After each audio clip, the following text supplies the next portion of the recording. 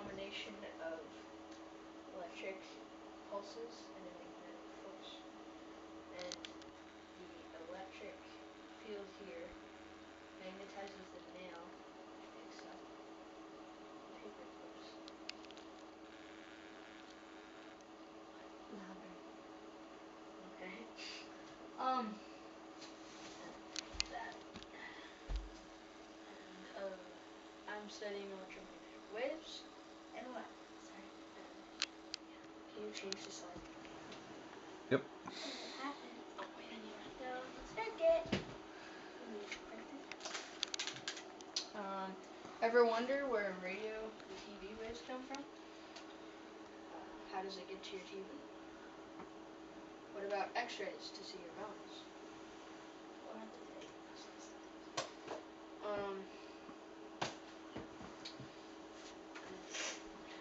The electromagnetic wave spectrum. This shows the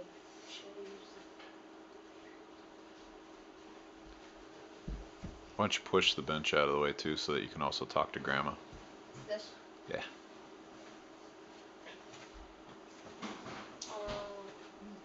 Electromagnetic wave spectrum. A little bit louder. Shows the different wave frequencies, so from low frequencies to really high frequencies. A frequency is the number of wavelengths, like the full waves here, that pass a point in 1 second.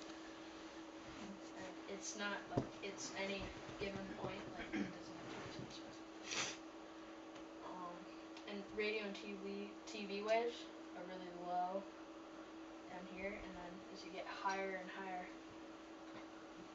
it's gamma, X-ray, ultraviolet.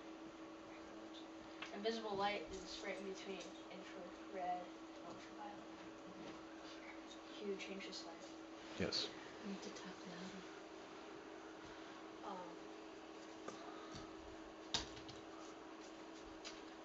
What are waves? A wave is created by the vibrations of a charged particle, like an electron. Kind of like when you move your hand up and down with a rope, how it makes a wave in the rope. And the faster you move it, the more short the waves are. So that's kind of like frequencies in this.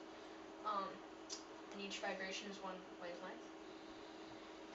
A wave is a combination of electric and magnetic charges produced by the excited electron. That was kind of this here.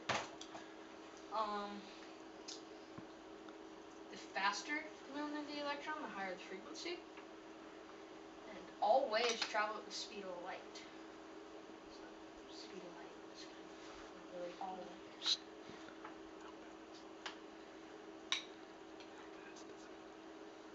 How fast is the speed of light? 3,000 kilometers per second. 300,000. 300,000 what? Kilometers per second. Types of waves. The following waves are in order from lowest frequency to highest: radio waves, microwaves, infrared waves, visible light waves, ultraviolet, X-ray, and gamma waves. And we can actually use all of these waves for science and entertainment. Next slide. Radio broadcasting. All radio stations are given a frequency to broadcast. The wave that is transmitted is called the carrier wave. So like a radio station, like 94.7 or Z100 channel, or an AM, it's the like 100, 500. AM and FM are the changes that are put into the carrier waves for certain sound.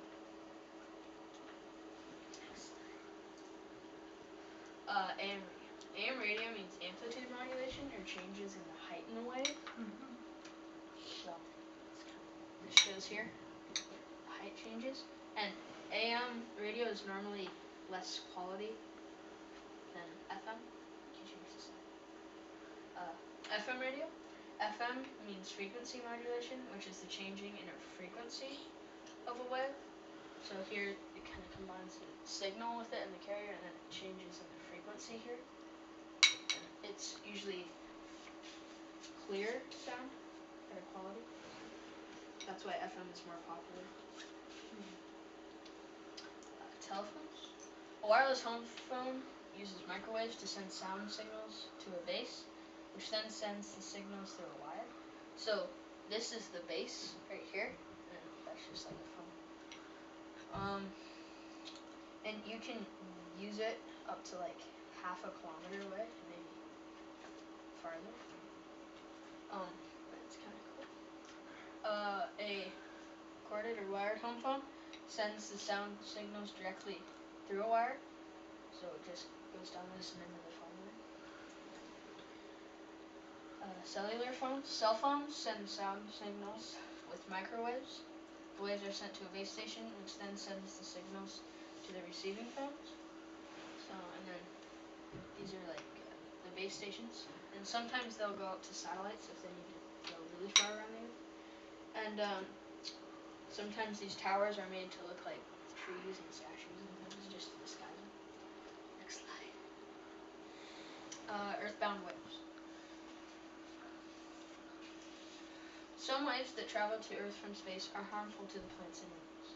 The ozone layer helps stop the ozone layer stops these harmful waves. However, we can use these waves with space-based telescopes to look deep into the universe. The ozone layer. The ozone layer is a layer high in the Earth's atmosphere. This layer absorbs harmful gamma rays and X-rays and partially absorbs ultraviolet waves and infrared waves from the sun that are harmful to the skin. Radio waves and visible light can pass easily through the ozone layer. There would be like really little life on Earth without the ozone layer because of all the deadly waves. Collision space. This is the Whirlpool galaxy, and this is the Butterfly galaxy, and these are both images of Hubble, and they might have composites from other telescopes. Satellites. Satellites are used to broadcast micro and radio waves that need to be sent far distances around the Earth. So like DirecTV and Dish TV, it like sends them up with a satellite. That's why you have the dish receiver outside on your roof. Radio signals from space. Because radio waves are not absorbed by the ozone layer, stations for receiving these waves from space are stationed on the ground. The VLA, Very Large Array, radio base is located in the plains of San Augustine, New Mexico. The Herschel Space Observatory. The Herschel Space Observatory is a space telescope that looks at distant stars and galaxies using infrared and lower frequency waves. And this is not a NASA project, it's actually a European Space Agency project. It was launched in 2009. The Spitzer Space Telescope. The Spitzer Space Telescope uses infrared waves to look at stars and dust, invisible to any other wave-receiving device. And this Spitzer is in an Earth-chilling orbit, which means that it's kind of like behind the Earth, orbiting around the sun.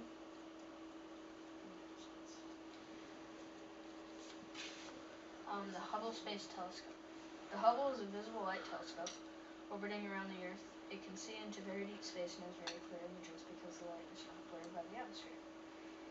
This is a NASA project, and when it was first launched, the mirror was off by 1/1,000,000th of an inch, and just by that amount, it had really blurry pictures, so they had to send up a shuttle to fix it. The Galax Ultraviolet Telescope, the Galax Galaxy Evolution Explorer, uses ultraviolet waves to look deep into space to learn how galaxies evolve over time. And this was launched in 2003 on April 28th. I think it's 8 o'clock.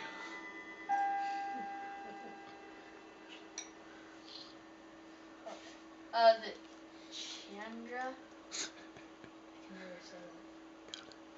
You got it Chandra right. X-ray Space Telescope. The Chandra X-ray Space Telescope uses X-ray waves to look far into space to help us learn about the makings of the universe and how it evolves.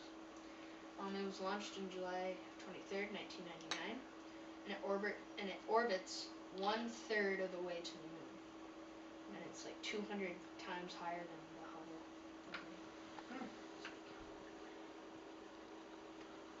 The Fermi Gamma Ray Observatory. The Fermi Gamma Ray Observatory detects gamma ray waves from black holes, merging neutron stars, and hot gases that are moving at the speed of light. Fermi detected antimatter above thunderstorms on Earth, and we got this from magnetic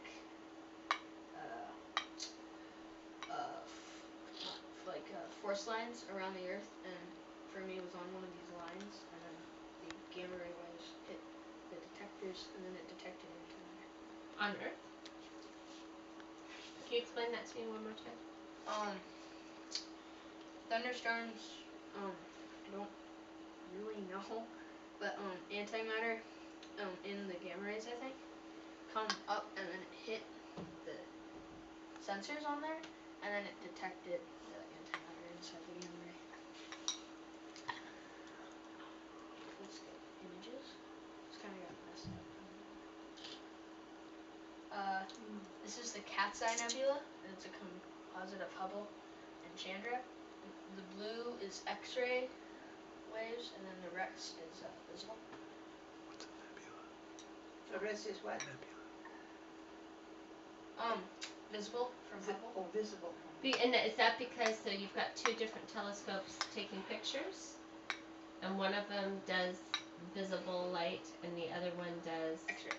X-ray. Gotcha. VLA, discovery of ice on Mercury. One side of Mercury is dark for like a lot of time, like many years, because its orbit is really, really slow, even though it's really close to the sun. And the original spacecraft that went by Mercury did not detect ice; it looked in the wrong place. And so when VLA sent radio waves to Mercury, it got some of the reflections back, signifying that there was ice there.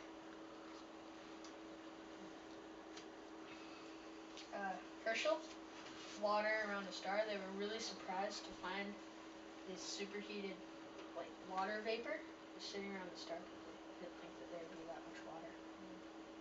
What does Herschel detect again? What waves? Infrared and lower frequency.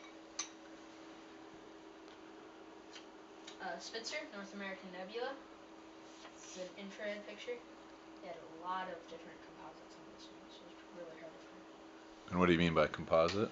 Like mixes of all the things, and for these I tried to find just infrared. So many of the photos that we see are mixes of different wavelengths. To make it look more dramatic.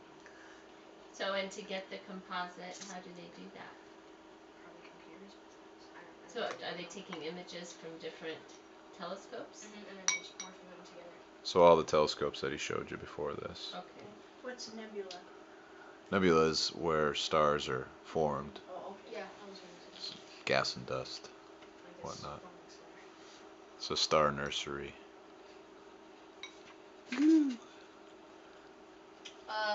Hubble, spiral galaxy NGC 2184.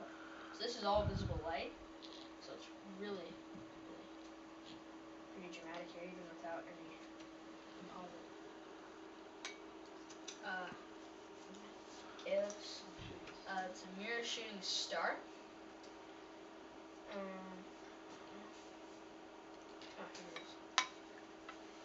This picture, it was made from the camera on Galax was exposed for like over 6 hours or so. So it's like a really long exposure to get the extreme. And it's traveling at around 291,000 miles per hour. And that whole blue is the star. Yeah, like the stars there, and Yeah. the trail of what's it's leaving behind. It's like moving faster than a bullet. Huh. Which is really amazing. What are the little yellow? Those round balls. There. All those yellow. Stars? Probably little stars. Different age stars. the Chandra Galaxy M82. The different frequencies here are colored, so it's not just one big blob. This is a really big nebula right in here. It has a lot of star formation right in here, and then it's a galaxy around it.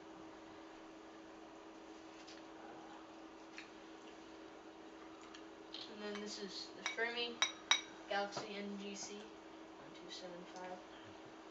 Not as dramatic, that's why they do composites. And what is Fermi?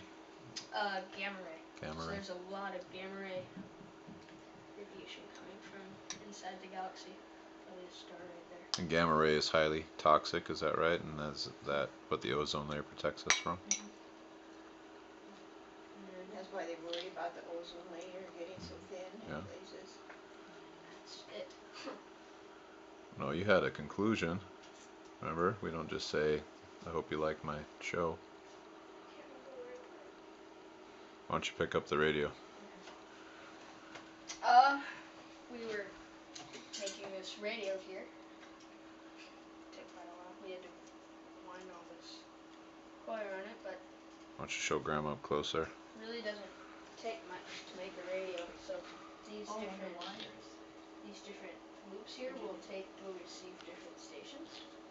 So what you do is you connect a headset to each of the little stations here, and you have to find this transformer thing, and then you can hear it through your headphone. Really?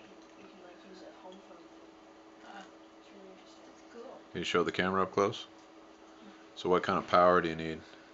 No power. All the power is generated by the radio waves already. It just picks up radio waves? All these would detect the different stations, all the loops here.